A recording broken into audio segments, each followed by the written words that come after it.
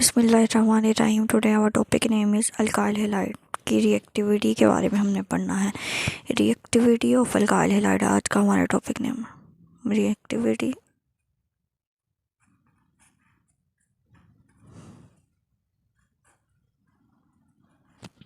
Reactivity of alkyl halide.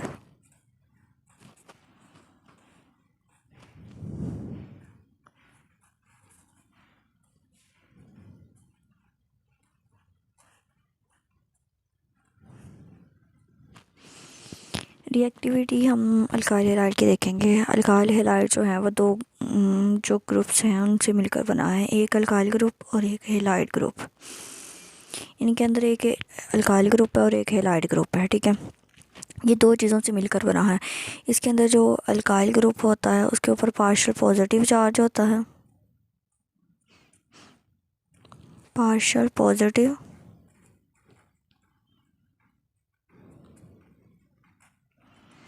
और इसके ऊपर हैलाइड के ऊपर जो होता है वो पार्शियल नेगेटिव चार्ज होता है।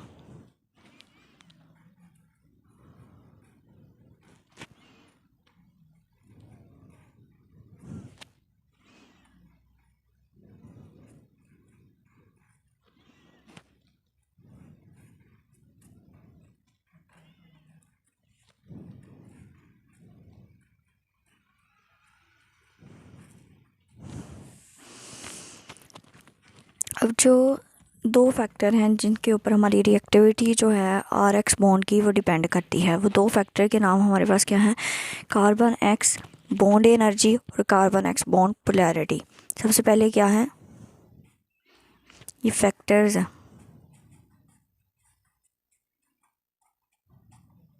सबसे पहले क्या है? Bond carbon x bond energy.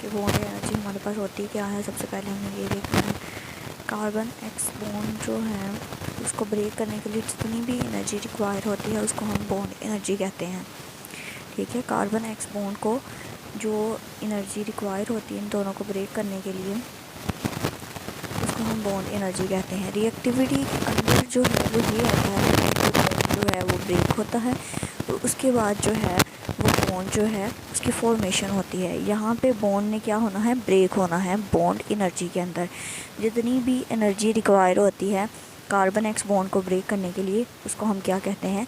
Bond energy. हम इसको इस तरह से डिफाइन कर सकते हैं,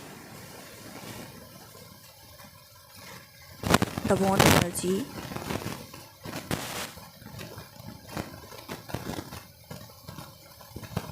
the bond of energy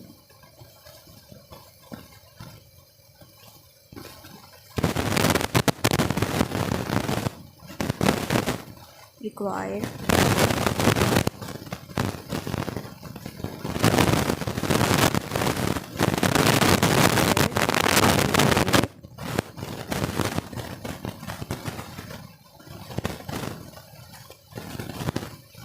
break 1 mole of bond, 1 mole of bond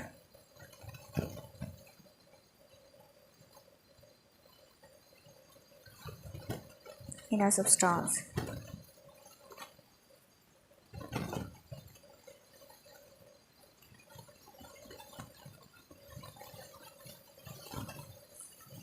फिर उसके बाद में हमने देखना है, ये हम बॉन्ड एनर्जी के बारे में लिख रहे हैं, ठीक है। बॉन्ड एनर्जी की यह डेफिनेशन लिखी हमने कि मतलब कार्बन एक्स बॉन्ड को ब्रेक करने के लिए जितनी एनर्जी हमें रिक्वायर होती है उसको हम बॉन्ड एनर्जी कहते हैं। और कोई भी कंपाउंड जो है उसमें उतनी ही ज़्यादा रिएक्टिविटी होगी और उसकी बॉन्ड एनर्जी जो है वो कम होगी और वो आसानी से टूट जाएगा, ठीक है। जिसकी वो बॉन्ड एनर्जी जो है जो जितनी आसानी से टूट जाएगा ना, उसकी बॉन्ड एनर्जी जो है वो कम होगी और वो ज़्यादा रिएक्टिव होगा। जो बॉन्ड जितनी आसानी से टूट जाएगा वो उतनी ही ज़्यादा रिएक्टिविटी शो करेगा। तो हम ये कहेंगे कि स्मॉलर बॉन्ड एनर्जी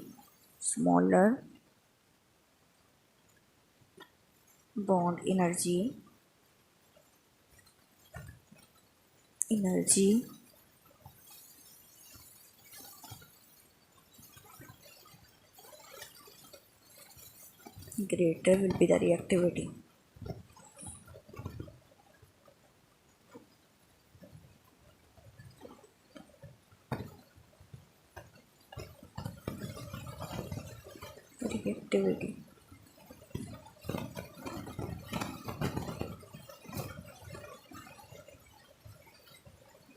अब हम देखना है कि जो आइडो कंपाउंड है ना, कार्बन एक्स की का जो आइडो कंपाउंड्स हैं वो सबसे ज़्यादा रिएक्टिव हैं।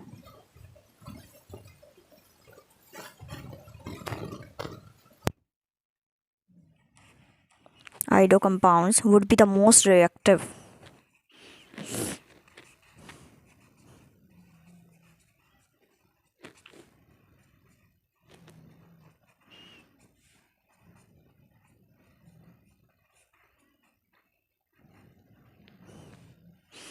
Ido compound would be the most reactive, and fluoro compounds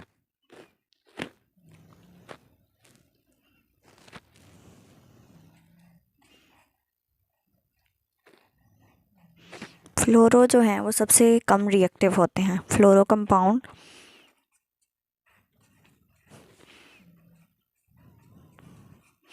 would be the least reactive.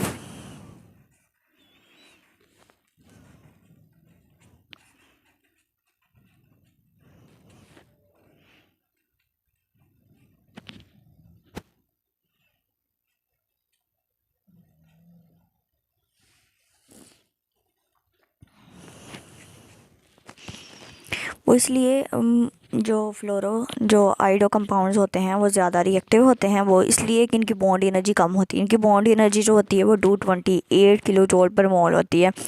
और अगर फ्लोरो कंपाउंड्स हम देखते हैं तो उनकी जो बॉन्ड एनर्जी है वो 467 होती है, मतलब उनकी एनर्जी बहुत ज़्यादा होती है। तो हमने ऑर्डर देखा था कि बॉन्ड एनर्जी स्मॉलर होगी जितनी ही ज़्यादा उनकी रिएक्टिविटी होगी।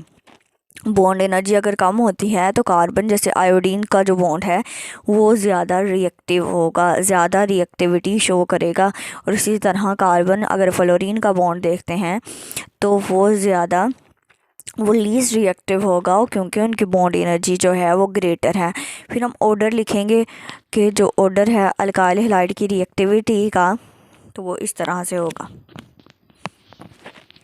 सबसे पहले अल्काइल आयोडाइड आएगा। ऑर्डर का हम इस तरह से लिखेंगे, ऑर्डर ऑफ रिएक्टिविटी जो है सबसे ज़्यादा जो रिएक्टिव हैं वो अल्काइल आयोडाइड हैं, देन अल्काइल ब्रोमाइड,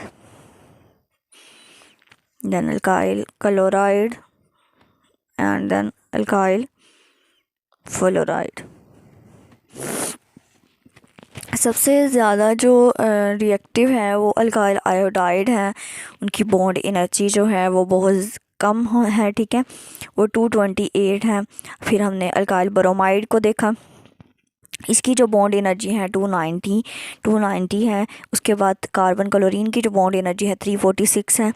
और कार्बन हाइड्रोजन की अगर बॉन्ड एनर्जी देखते हैं तो वो 413 है। क्यों हम यहाँ पे हेलोजन की बात करें तो इसलिए इस वजह से हमने हेलोजन का ही ऑर्डर लिखा है, ठीक है। कार्बन फ्लोरीन का अगर बॉन्ड एनर्जी देखते हैं तो 467 है हमारे पास। अब हमने इसकी बॉन्ड पोलैरिटी को देखना है। अगर हम इसका एक रिलेशन भी देखते हैं तो वो इस तरह से होगा कि हमारे पास जो है बॉन्ड एनर्जी जो है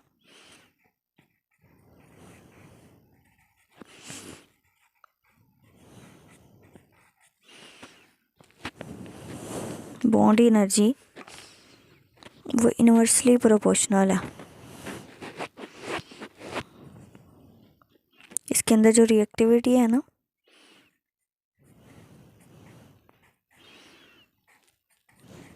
वो इन्वर्सली प्रोपोर्शनल है बॉन्ड एनर्जी के। ठीक है, ये आपने एक याद रखना है कि हमारे पास यहाँ पे जो रिएक्टिविटी है ना वो बॉन्ड एनर्जी के इन्वर्स रिलेशन में है। इसके बाद हमने बॉन्ड पोलैरिटी को देखना है।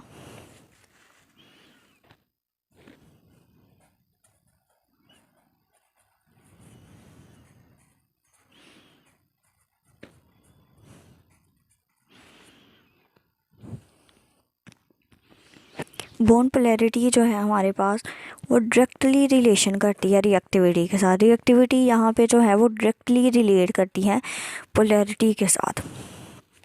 ठीक है, हाँ, सबसे ज़्यादा जो इलेक्ट्रोनेगेटिविटी है वो फ्लोरीन की सबसे ज़्यादा है, 4 है, हाइड्रोजन की 2.1 है।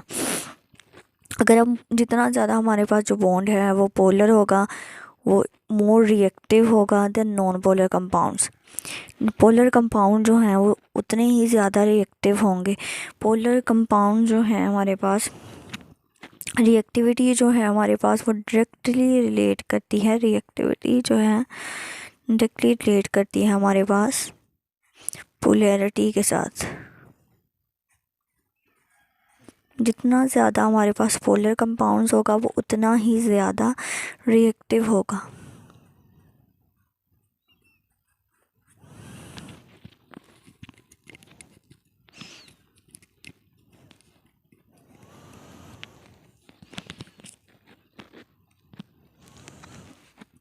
इसी तरह जो इलेक्ट्रोनेगेटिविटी डिफरेंस है कार्बन और फ्लोरीन के दरमियान में इन अल्काइल फ्लोराइड और अगर इलेक्ट्रोफाइल हमारे पास अटैकिंग रिएजेंट हो तो डिफरेंस जो है वो सजेस्ट करता है कि अल्काइल फ्लोराइड जो हैं वो मोस्ट रिएक्टिव वन है।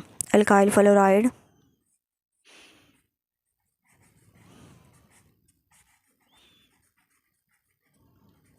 हमारे पास मोस्ट रिएक्टिव है।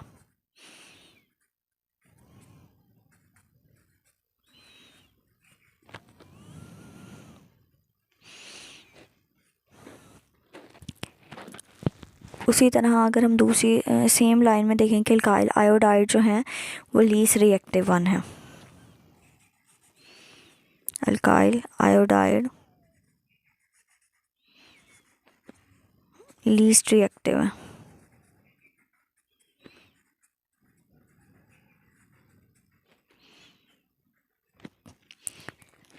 क्योंकि जो आयोडीन की जो एनर्जी है वो 2.5 है, इसकी एनर्जी जो है 2.5 है इलेक्ट्रोनेगेटिविटी और इसकी भी 2.5 है।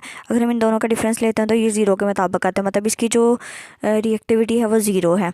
अगर हम अल्काइल की जो है वो कार्बन की जो है वो 2.5 है और इसकी 4 है। ठीक है, अगर हम डिफरेंस निकालते हैं तो मतलब 2 समथिंग आता है हमारे पास। तो फिर इससे हमें ये पता चला कि इसकी रिएक्टिविटी जो है वो ज़्यादा है और इसकी रिएक्टिविटी जो है वो कम है।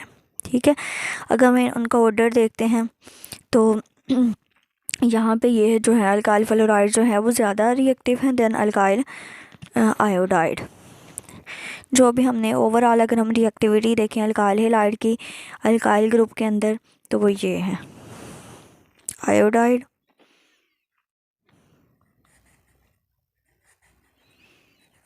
ये ओवरऑल रिएक्टिविटी है। Overall reactivity of alkyl halide.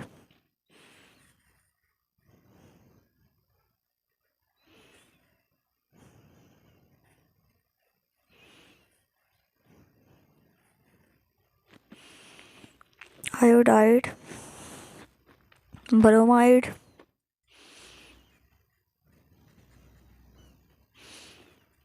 Chloride, fluoride.